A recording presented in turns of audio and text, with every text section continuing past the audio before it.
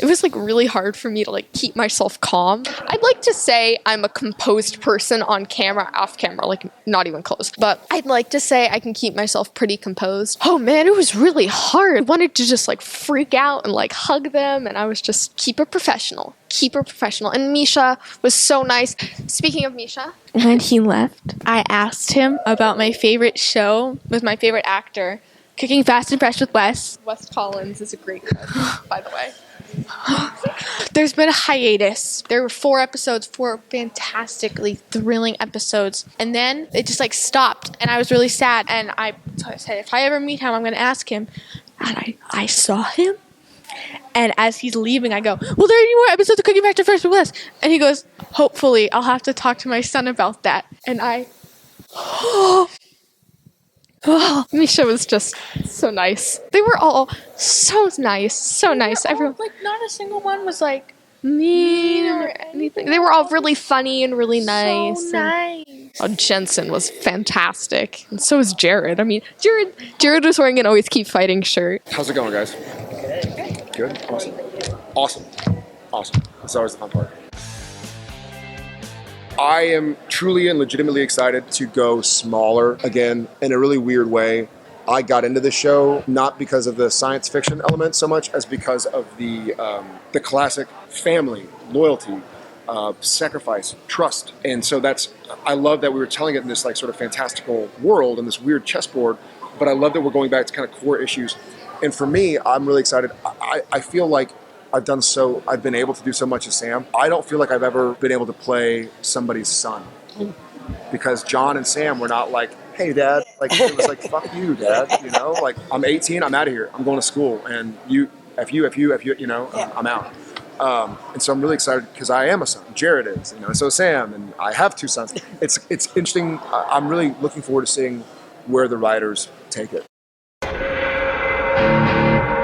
It's going to change I think it's bound to. It's going to change the dynamic a little bit. It's not going to forever alter it, but it's going to be interesting to go like, well, now Mom's here, so what do we?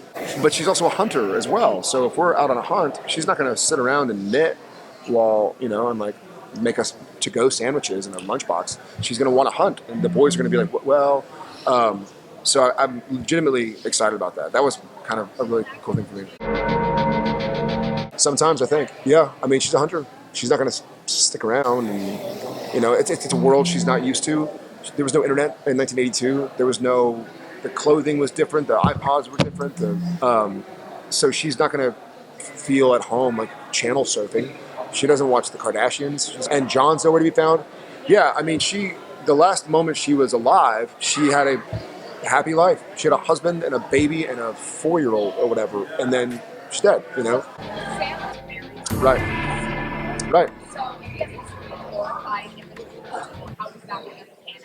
Great question.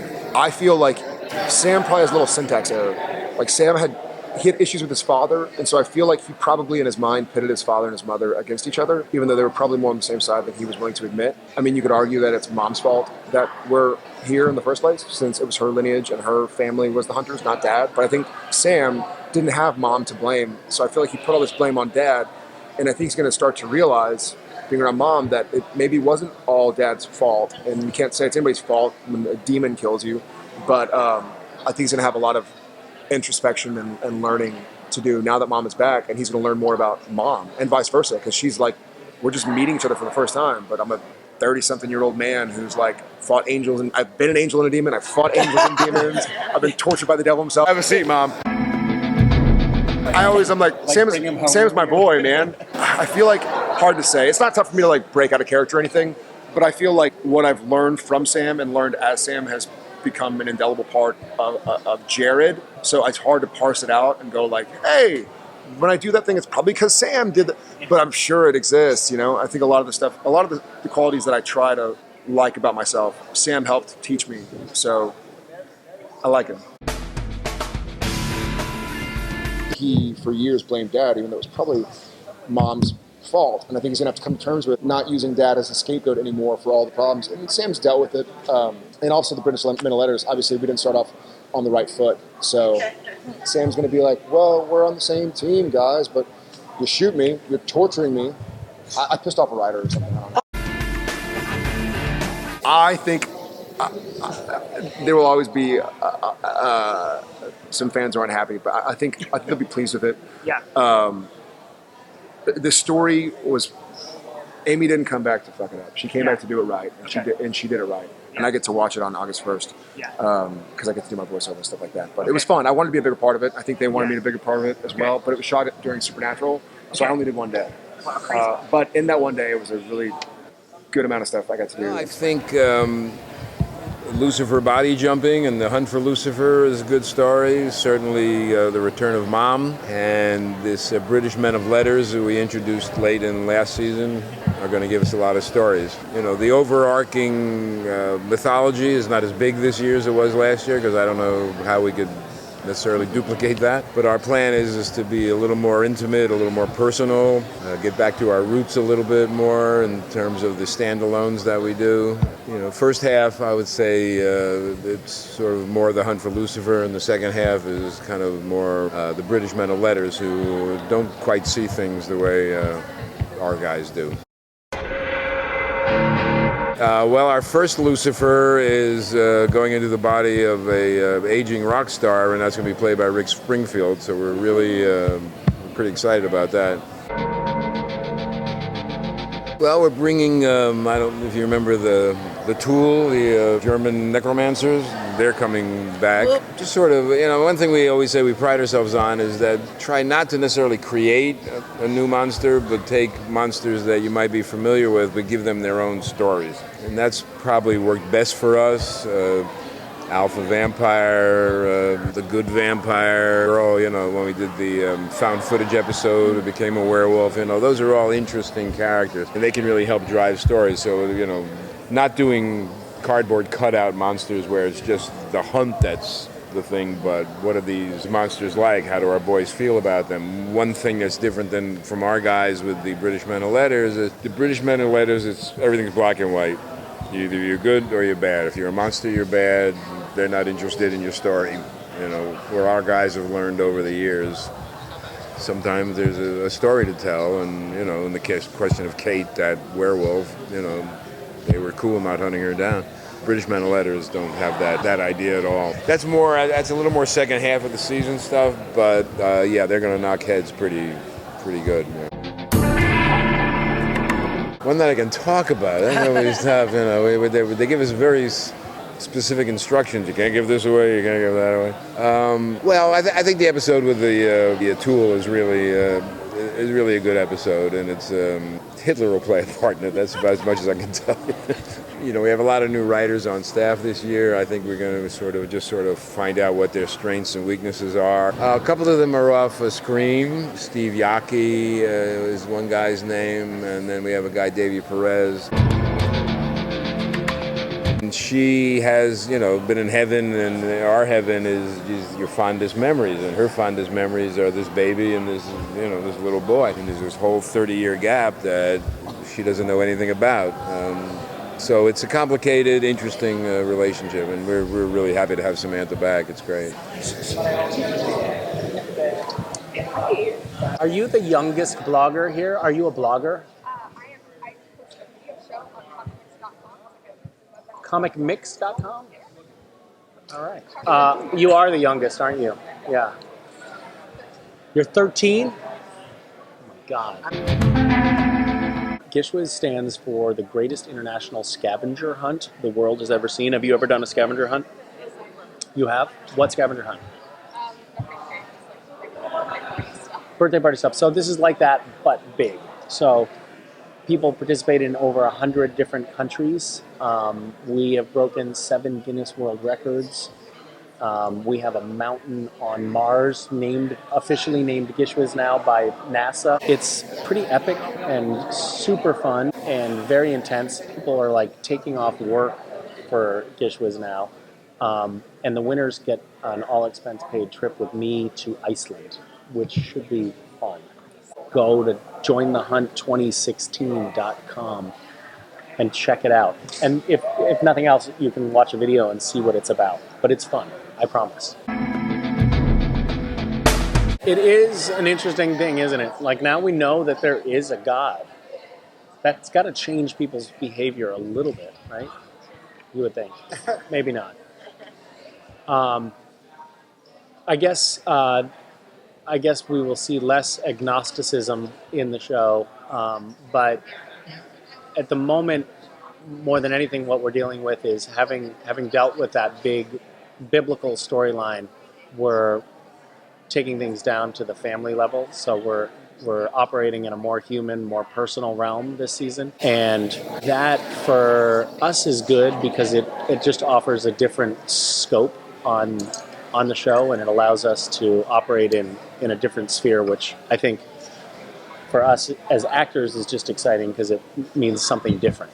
And from my character, we are finding Cass at the beginning of season 12 in a fighting spirit. He is trying to take Lucifer down, and he has his mojo back. He's at full power. So he's a force to be reckoned with, and he's pissed off, and perhaps a little aggressive. For instance, there are several lines early in the season where Dean says, "Cass," because I'm being too violent unnecessarily. So I think Cass is going to be a good a sounding board for Mary because he's been through some of what she's been through. She's coming back having not been on Earth for 30 years. He came back having not been on Earth for a couple thousand years, but, I don't rub that in her face. Yeah, and I think that he kind of empathizes with her acclamation. So we have a shared experience. Kind of amazingly, she's their mom, but I know them better. Yeah. Thanks very much, guys. Thank you, guys. Bye. Well, I think the biggest surprise is I'm going to start playing all the roles. And I think I think it's a bold choice, but the right choice. No, I think that the biggest surprises you've got Mary coming back, you've got the British Men of Letters. We have, I think, some really cool kind of curveballs that are being thrown at our guys. I think the way they react to that to me, that's always the most fulfilling thing. No matter what, whether it's the darkness, whether it's God, those can be great characters and great moments, and I think they are. But how Sam and Dean and Castiel and Crowley and our core characters react to that and play off of it is always, to me, the most fun.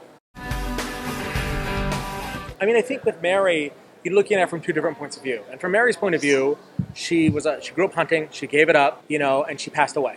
And now she comes back 30 years later. There's this huge gap. She's coming back. She's looking at this guy. When you saw it in the preview clip that we showed, it's like, here's this guy standing there. It's like called her mom and reached out to try to touch her. And she's like in a fucking dark park. Anybody in that situation is going to throw that guy on the ground and jam a foot into his throat, right? And so, but once she realizes who he is, I think it's an easier buy for Mary because she's been around hunters. She's heard about people coming back before. It's not rare, but it does happen.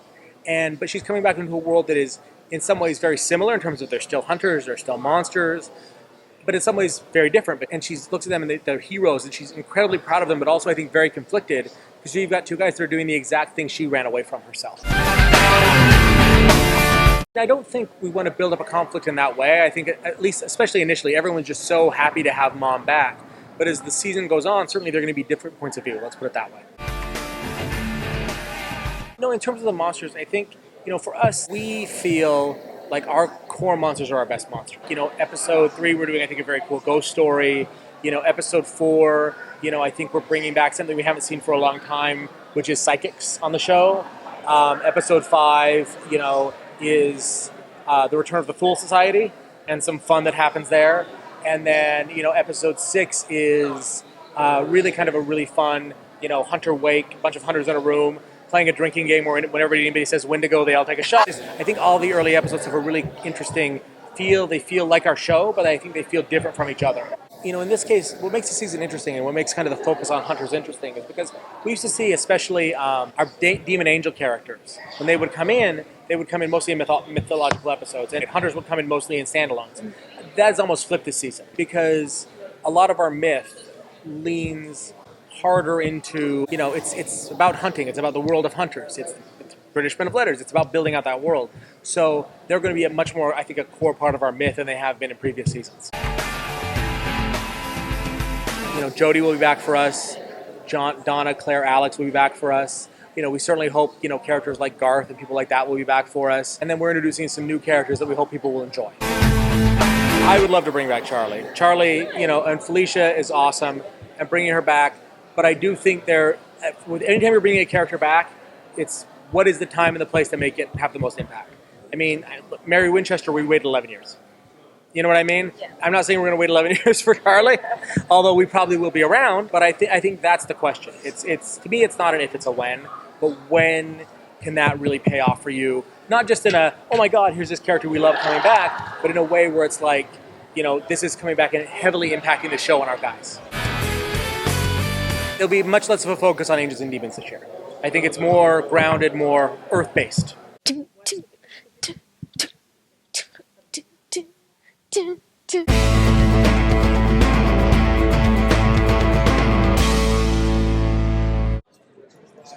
Not good.